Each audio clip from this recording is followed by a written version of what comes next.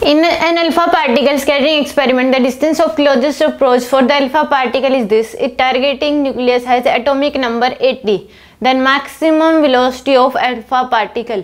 तो हमें पता है काइनेटिक एनर्जी किस में कन्वर्ट हो जाती है, पोटेंशियल एनर्जी में। तब जो डिस्टेंस होती है उसको बोलते हैं हम क्लोजेस्ट अप्रोच। तो यानी कि half mv square equal to हो जाएगा k q1 q2 बाय में r।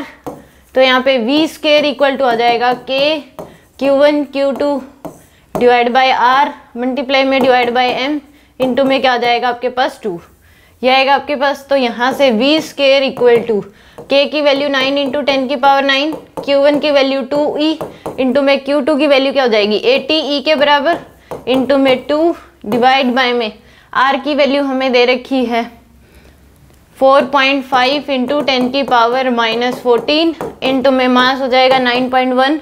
इसमें दे रखा है आपको मास 6.72 इंटू 10 की पावर -27। यह आएगी आपके पास वी स्क्वायर की वैल्यू। तो V square equal to 9 into 10 की पावर 9 इंटू में यह आएगा आपके पास 4 इंटू 80 इंटू में ई स्क्वायर डिवाइड बाय में 4.5 इंटू 10 की पावर -14 इंटू 6.72 इंटू 10 की पावर -27। तो यहाँ से इसको सोल्व करेंगे अगर पावर एक side V square equal to 9 into 4 into में 80 इंटू में ई स्क्वायर इंटू में 10 की ई स्क्वायर की वैल्यू लिख लें हम यहाँ पे।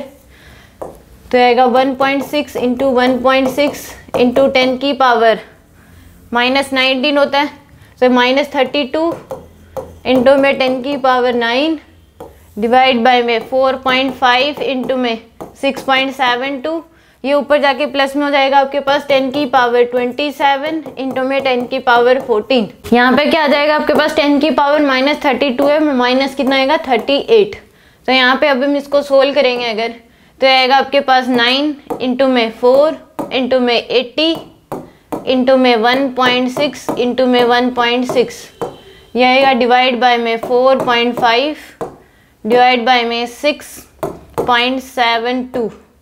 यह आएगा आपके पास कितना 243.8 इंटू 10 की पावर यह आ जाएगा आपके पास 9 प्लस में 27 प्लस में 14। यह आएगा इसमें से माइनस कर दो 38। तो आएगा 10 की पावर 12। तो यहाँ पे ये v स्क्वायर की वैल्यू आ गई। तो v की वैल्यू आ जाएगी, इसका रूट करोगे तो 15.5 इंटू 10 15.58 इंटू 10 की पावर 6 ये v की वैल्यू आ जाएगी, यानी कि 1.56 इंटू 10 की पावर 5। तो आंसर आ जाएगा 156 इंटू 10 की पावर 5 मीटर पर सेकेंड। आंसर होगा इसका 156।